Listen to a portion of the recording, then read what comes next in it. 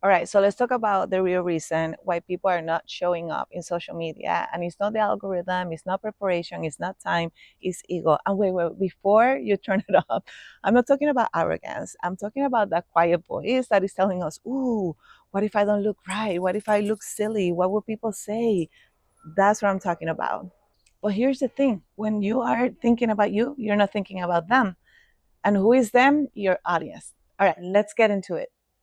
So let me share you a key distinction, and it's that ego equals self-centered. And then confidence, which is what you want, equals service. When you separate those two terms that way, it's gonna help you move forward with more confidence, because confidence comes from the moment that you fall in love with the people that you're helping here in social media.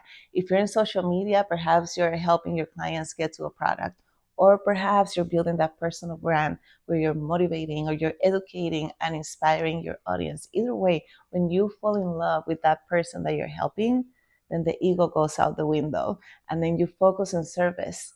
Think about who is that person, and many times it's the person that you were 5, 10 years ago. For example, when I connect with my version of 5, 10 years ago, I remember her pains. I remember her being so exhausted, being in a career that she felt like she was going against the current, in lack of hope because she thought that she had no control over her next steps. And pretty much her career was in the hands of many people, everyone but her. Feeling that desperation and feel that she was stuck, that's the person that I'm connecting here, because I have overcome all of that. I have learned so much and now in a different, completely trajectory. And I'm inspiring with everything that I have learned the person who I was 5, 10 years ago. So think about, what is that for you? Who is that person? Who is your version of 5, 10 years ago? Connect with what they're thinking, connect with their pains, connect with their hopes, their desires, their dreams. And when you do that, you know that it will be a disservice not showing up here in camera and helping them.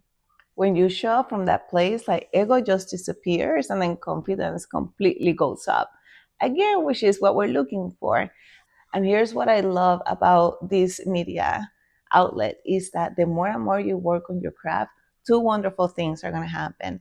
Number one is that obviously you're going to connect with people. Those people are going to start to build a relationship with you and trust, and who knows, eventually become your clients.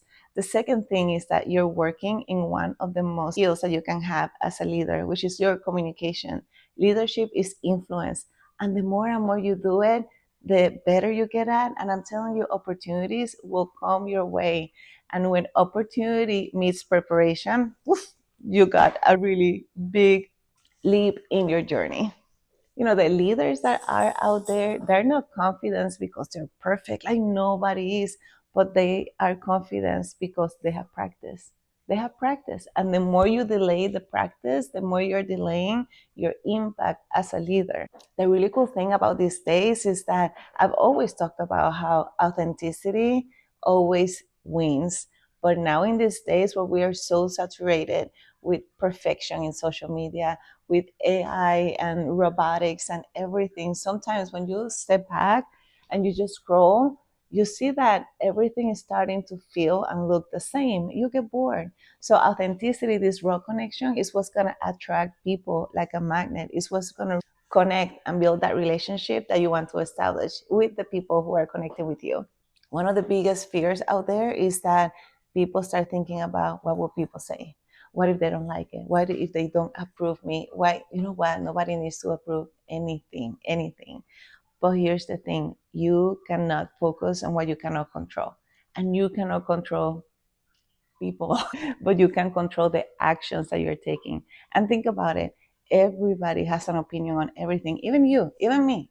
There are videos that we like and there are videos that we don't like. And it doesn't say anything about the person. We just have our preferences. And these preferences are based on many things: upbringing, beliefs, experiences.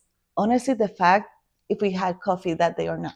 Many times people are projecting their own insecurities, so you cannot really take everything personal. That's why you cannot control what people say, because, yeah, are they going to say things? Perhaps. I don't know. Honestly, to be honest with you, People don't think as much of you as you think they do. So at least that's a relief when I think it that way. But you cannot control that. What you can control is your actions. And why are you making the video? Who do you want to help? What's the impact you want to have? And when you focus on that, then all of that fear about what will people say goes away. That's on them. That's not on you. So focus on what you can control and then own it. I'm telling you, the last video I posted, I had two key comments that were so separate. One of them, the gentleman was telling me, "Hey, this was good, thank you. This resonated the most," and he quoted me in something I said. Thank you. I'm like, awesome. The second comment, "Hey, your videos 4 months ago were much better than now." There's different ways on how I could have reacted to that. Like, really? If you don't have anything good to say, don't say anything, right? Or I could have taken it personally. But you know what? I thank the person because yes, he was right. There's two different type of videos. The ones I was making 4, 5, 6 months ago, I made them because I was experimenting with a different format with an agency and they were extremely produced and they follow a formula and I was just testing different and these are more raw, still getting same kind of empowerment and advice and insights, but in a different way. So the people who connect with things that are very produced, of course, are gonna prefer the videos I made 6 months ago.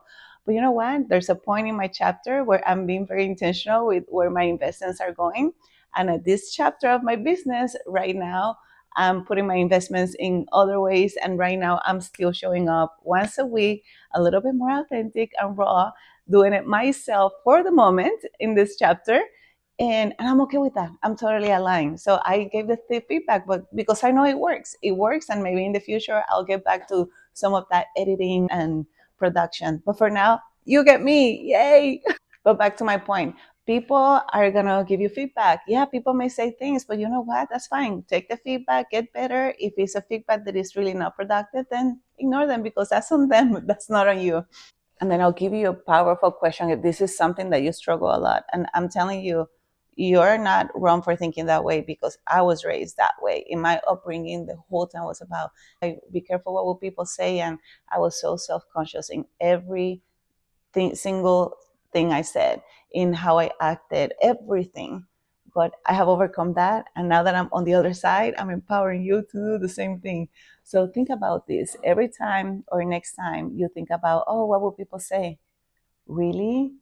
Do people have that much power over your life, over your dreams, over your potential, over your impact? No. So when you think it that way, it's like, oh, wait a second.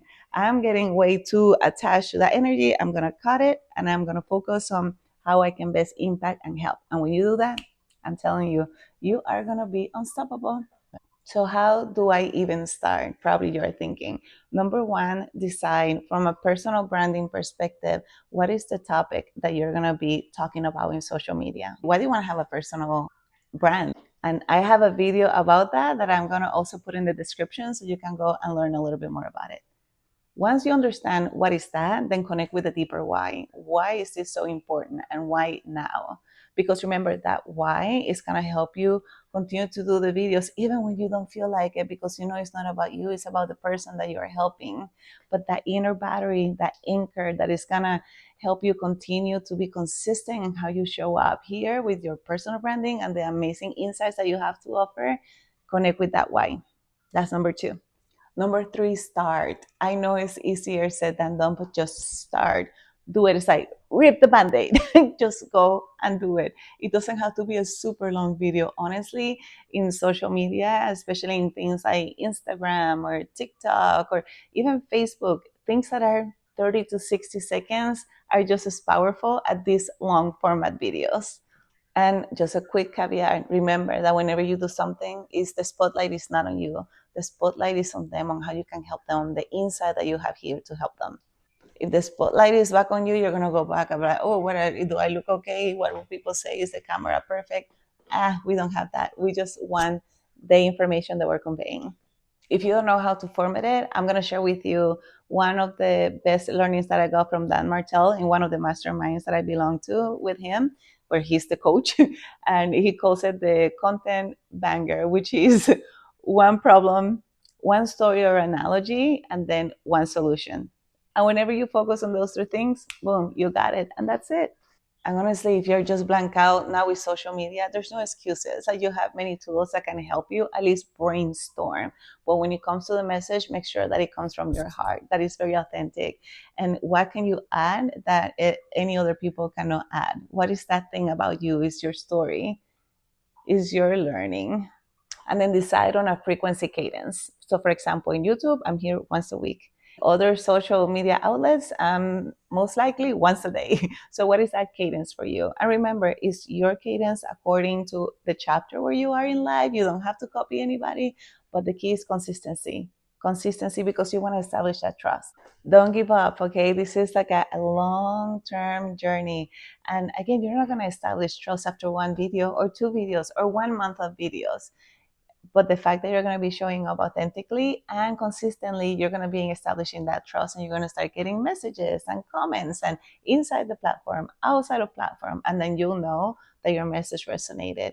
And whenever you hear those comments, then it gives you like a little bit of spur of energy and reassurance that, hey, I'm doing this for the right reason, and it's actually having the impact that it's meant to have. And then learn and repeat, see what's working, see what's not working, but make sure that you give it some time. So that way, whatever method or whatever formula that you're using, you have data that can help you. Hey, is this helping? Is this connecting? Are people watching this or not? And then you learn and you tweak and you continue to move forward and grow. And hey, when you recognize those like butterflies and like, oh goodness, I don't know if I'm doing this right, and celebrate that moment, because that means that you're going outside of your comfort zone. And every time you go outside of your comfort zone, you're growing. So use those butterflies as reassurance, and then use it for energy. I don't know why, but I'm going to do something crazy. Next time you feel that ego, because all of us have it. It's not, ooh, you have ego. No, all of us have it. It is part of being a human creature. But then let's reframe, instead of ego being something bad and something about that we need to like take it out. Well, next time we feel it, then let's reframe it completely, and maybe we give it a different meaning. So the E can be empathy, right? You're gonna fall in love with the audience, with the client, with the person that you're helping. And the G can be about growth. Like, take that messy action, but just take it, start, make it happen. And remember that whenever you do that, confidence will come along the way. And the O can be ownership. You're going to own your message in a way that is true to you and very authentic, and in a way that it can best help the audience. And think about how you're doing this, you're becoming a better leader. Every message, every video, every story is leadership in action. So stop waiting for whenever you're ready, because you know that there's somebody out there that is really waiting for your message. Confidence doesn't come from ego, it comes from empathy. All right, one little homework. This week, you're going to post your first video. Yes, your first video. Don't make it too complex, not too long. 60 minutes, no more. But make it happen. Make it happen. Have a strategy, implement it one video at a time. You got this. People are waiting for you. Hey, my name is Jenny Lopez, and if there's anything here that resonated with you, let me know in the comments. Let me know if you have any other comments or questions that I can help you with, because that's how I can best help you. I'm actually doing a little bit of a segment just on personal branding, different aspects and angles of it, so I can best help you. Because I know when you have a personal brand that is very authentic, opportunities come to you instead of you begging for them. All right, so I'll see you in the next video.